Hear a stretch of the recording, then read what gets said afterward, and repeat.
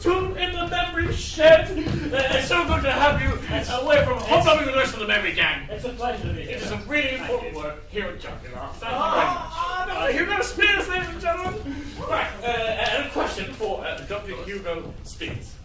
How exactly does our memory work? Perhaps I could have some slides that might help take us through that process. There's the word we're looking for, my name, and where I work. Let's go to the next slide to find out in a lot of detail. Okay, not so much detail, but a very simple story. Memory is not just one little thing. It's a set of processes happening to your brain. Information goes in, my voice is going into your ears, going into that structure inside your head, and outside comes information, hopefully, if you've remembered stuff later. But first of all, you need to encode. The first process of memory is encoding information. We have to turn that, my voice, the sound beats going into your ear, into the sort of the code inside the head, the firing of little neurons. That then, if you're lucky, gets stored. There's some storage mechanism in your brain. Much of what goes in never comes out again, and some of it gets stored. Finally, not all of it gets out, some of it gets retrieved. So there's an enormous amount of information going in, and a little bit coming out. But let's find out on the next slide, please, where that's happening. This is a very, very beautiful brain. This is, in fact, my brain. And let's, if you'd like to point out a bit of the brain for me, show it in the circle here, the black circles. Yeah, that's the bit. That's the little bit of the brain called the hippocampus, because if you look, really split your eyes and almost at the right angle and take a lot of drugs, it looks a bit like a seahorse. So in essence, let's call this the hippocampus. And this is the bit of your brain. You'll have one in each hemisphere inside your head, that's going to store for you all the experiences you ever have from about the age of 4. This doesn't kick in until you're 4 years old. But from then on until you die, this bit of the brain is capturing the things you hear, the things you see, and the thoughts that occur to you. Let's zoom in on it on the next slide. Let's have a little peek inside there. And it's made much more beautiful by genetically modifying a mouse and putting jellyfish genes inside it.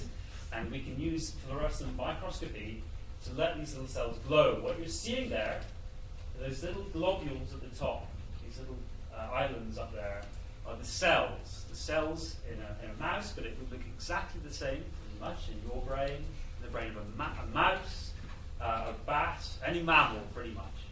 And these fibers, these rivers running out from beneath them, are the connections. And it's the connections there where that storage occurs. My voice, hopefully going into your ears tonight, has lodged that word, perhaps hippocampus, in some fibers somewhere inside its own structure. And if we zoom out again on the next slide, then you can see those little islands now zoomed out. This is what one of the hippocampus, a slice cut through it, looks like. It's there that all your memories, experiences are stored. And hopefully, if you're lucky, they get reactivated later when you remember the past. Oh, Fascinating. Exactly. There's more coming. There's more coming all right. Involved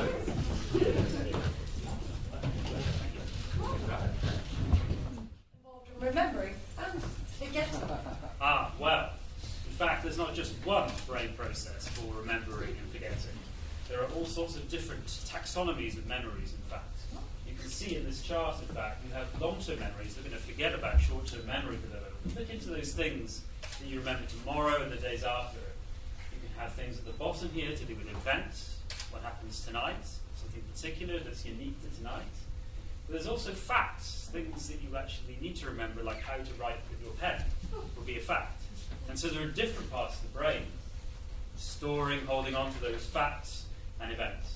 But there are also other things like, knowing how to walk up a flight of stairs, ride a bicycle, play golf.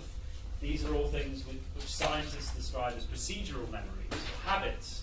And those are entirely separate. So it's possible to break bits of the brain, in fact, that disrupt those skills. So people can lose the ability to learn to ride bicycles or so on, whilst remembering facts and events. But you can have the other way happen as well. We can lose the ability to remember what's happening, remember that you've ever played golf, And there are patients who have this damage and then wake up to discover, wow, I can play golf.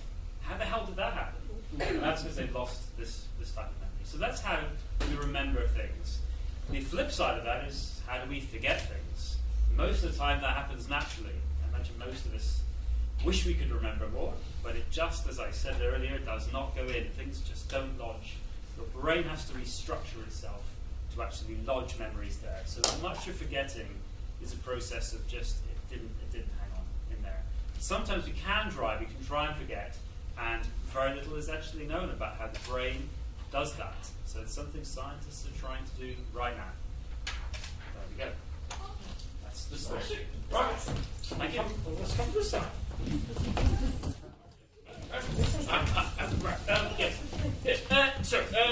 Another question for Dr. Hugo Spiers. What does all this mean for remembering in practice? Well, as you might have been gathering, we'll have some slides, move on, and we'll move again to the next slides, and the next slides. Here we are. So, in fact, there are 7 sins of memory, at least Daniel Schachter last counted the different sins that our memory can perform on us. And I don't remember what all those sins are, in fact, I forget myself.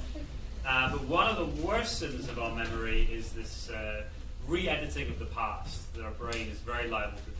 And it's very dangerous for eyewitness testimonies for court cases. Lots of people in the past will be convicted for murders they did not commit because of these kind of sins. So scientists back, and particularly Elizabeth Loftus and her colleagues back in 1978, started a set of long-running experiments now. And these experiments take different forms, but the most famous was to have people watch a car accident like this. A red car collides with a blue car. People watch this in the experiment. They're experimental subjects.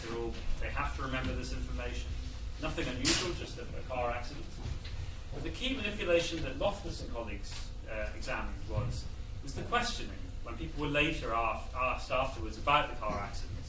If you ask people in a normal sense about the accident, they're quite okay.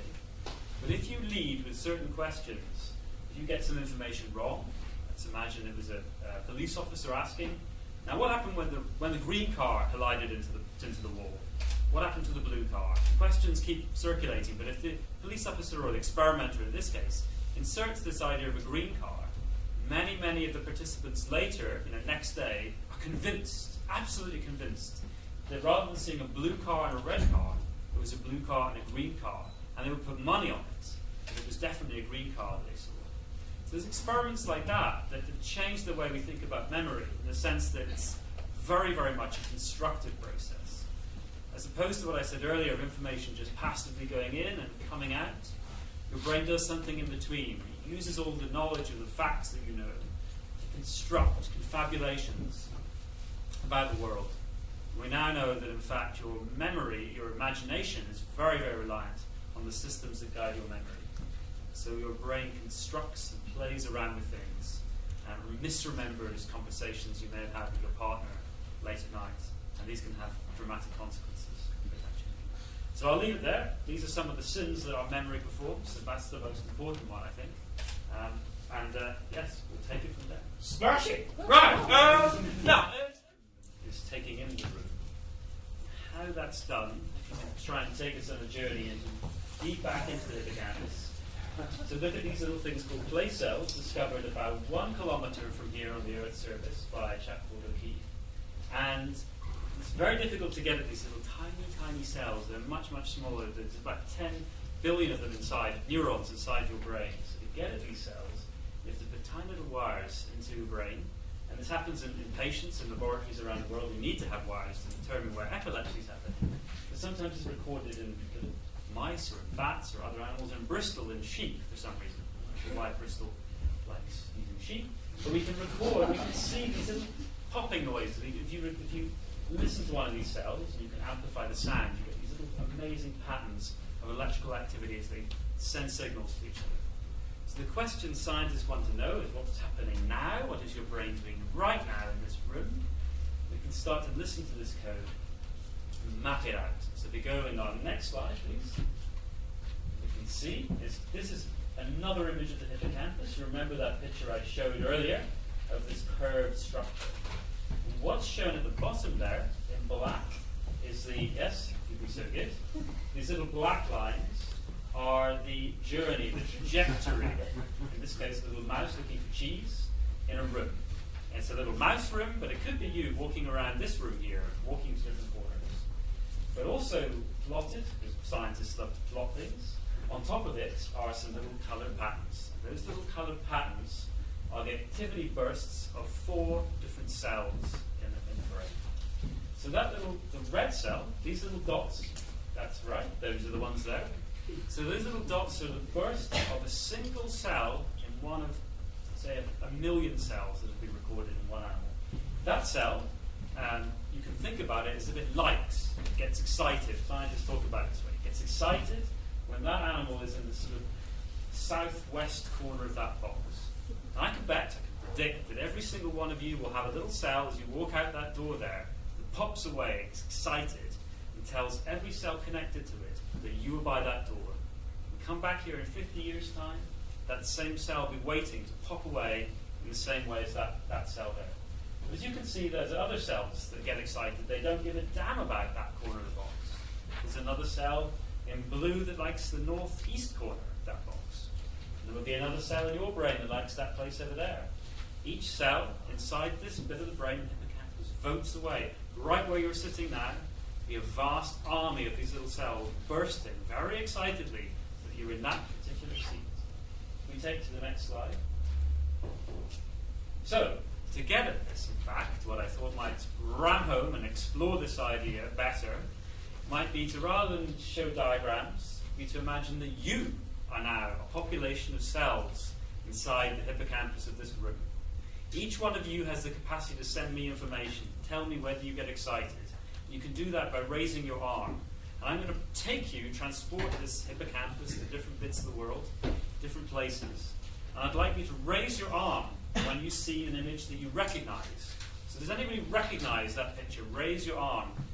Not many of you. We've got. So there are 4 cells in this hippocampus that get excited by that picture. Something excited the 4 of you. Okay, let's have a look. Let's transport the hippocampus to somewhere else. Anybody recognize this one? No, silence. And this is the case. Perhaps the hippocampus might never have been to this new place. It takes a while to get excited. None of the cells in our hippocampus are excited. Let's transport ourselves to another place. Any cells getting excited by this image? There's some wooing in the hippocampus. There's one. Oh, it's the wooing of places transporting. One cell, one lone cell isolated out on the edge, poor little cell, telling us that it's been to this place before. So not a lot of familiarity. Next place. Does anybody in the hippocampus feel some sense of, oh, it's springing up, taking time? There's 4, 5, 6 cells in the hippocampus are recognizing this place. One over here, over there, okay? Next image, please. And this location. There's another cell, there's a cell down here. Any other cells? Some cells up there. Okay, and the next image, another cell over there. Now in fact, this is a very similar location in the world, these 2 places, I put them side by side. There's one cell down here that recognizes both of them. Because sometimes the hippocampus can represent places in the world that doesn't care about what viewpoint, but it's the place, it's not the view, it's the place. So this gives us a set of properties from what you've told us. Let's go to the next slide and we can see what's going on. So the story is that each of these different cells, like you have been tonight, can like multiple places. There are different people. There's a cell here that liked being inside Durham Cathedral and Edinburgh. But seeing the same view isn't necessary. There's a cell that got excited anyway. The key thing is there are different clumps of cells randomly in the hippocampus.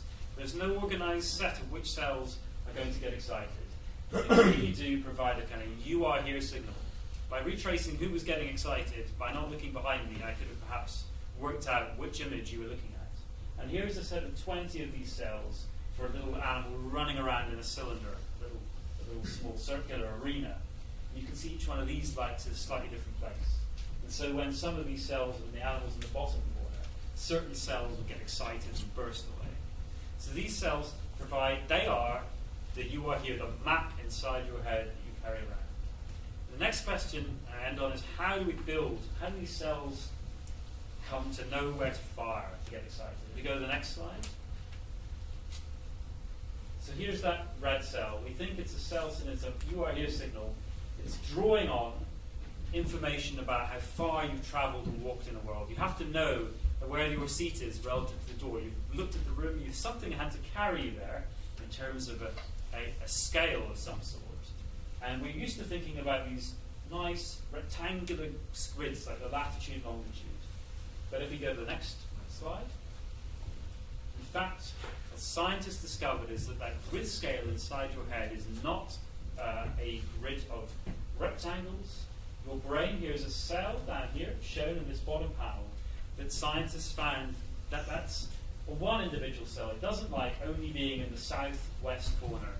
It gets excited in the northwest corner. It gets excited all over that environment. It is effectively like graph paper sitting in your brain, because we know you have them too now, very recently.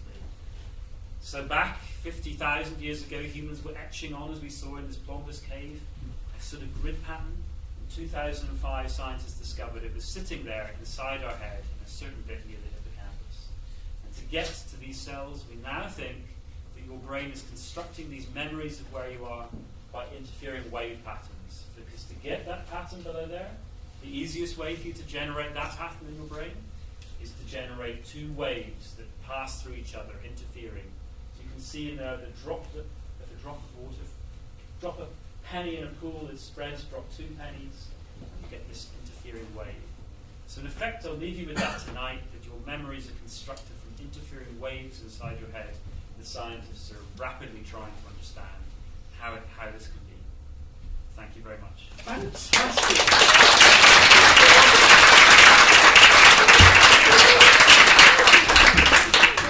Do we have any questions for Dr. Spiers? No? Yes?